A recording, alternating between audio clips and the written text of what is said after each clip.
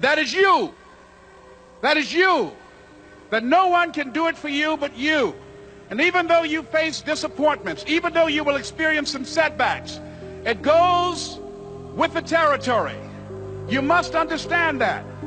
I remember I was playing a game with my 9-year-old son, John Leslie, and I beat him 10 straight games in a game called Connect 4. And finally, I said, John Leslie, I'm bored. I don't want to play you anymore. And I got up. I said, I'm ready to go to sleep now. And repeat out to me, please. Let's say this together. It's not over until I win. John Leslie said, no, you can't go now, Dad. I said, why? He said, it's not over until I win. That was his attitude. We sat down and we played several other games. And finally, after the 11th game, John Leslie won, and he got up and he yawned. And he said, I'm ready to go to sleep now. And I'm saying to you, what if all of us took that attitude after we face a rejection and a no, or we have a meeting and no one shows up, or somebody say, you can count on me, and they don't come through? What if we have that kind of attitude? The car's repossessed. Nobody believes in you. You've lost again and again and again. The lights are cut off, but you're still looking at your dream, reviewing it every day, and say to yourself, it's not over until I win. Life will yield to you. Now here's the next step. Repeat after me, please. It's possible. I can live my dream. It's necessary. I work on myself. Surround myself with winners. Become creative. It's me. I've got to make it happen. It's not over until I win. The next thing that's important to know, yes, it's possible that you can choose your future and direct the course of your life as you run toward your dream.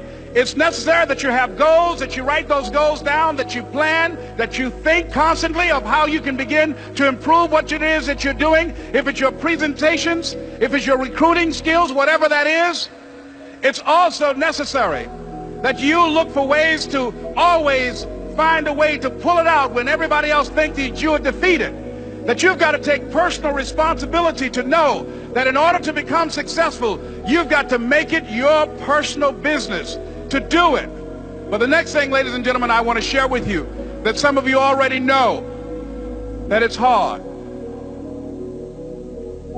It's not easy. It's hard changing your life.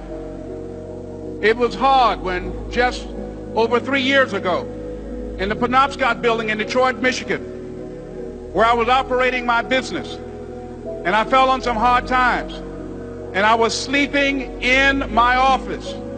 It was hard coming into the lobby, and the security said, excuse me, Mr. Brown, can we see you for a moment? And I said, yes, and I walked up to the counter, and he gave me an envelope.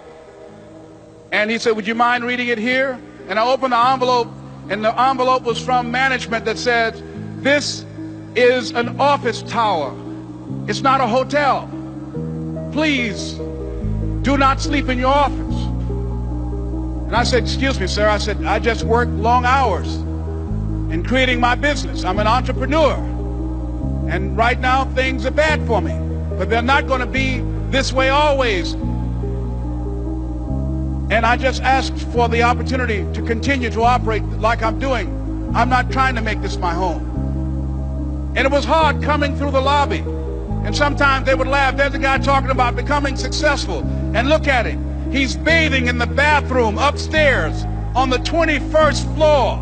He sleeps on the floor. Him and 2 other dreamers up there. Look at him. It was hard, ladies and gentlemen, coming to speak to people. And I was facing financial difficulties in my own life. I was behind on my bills and my dreams, and I'm saying to them, you can live your dream. It was hard, ladies and gentlemen. It was very difficult to pick myself up each day believing that I could do it. There were times that I doubted myself. I said, God, why is this happening to me? I'm just trying to take care of my children and my mother. I'm not trying to steal or rob from anybody. Why did this have to happen to me? It was very hard. And here's what I want to say to you.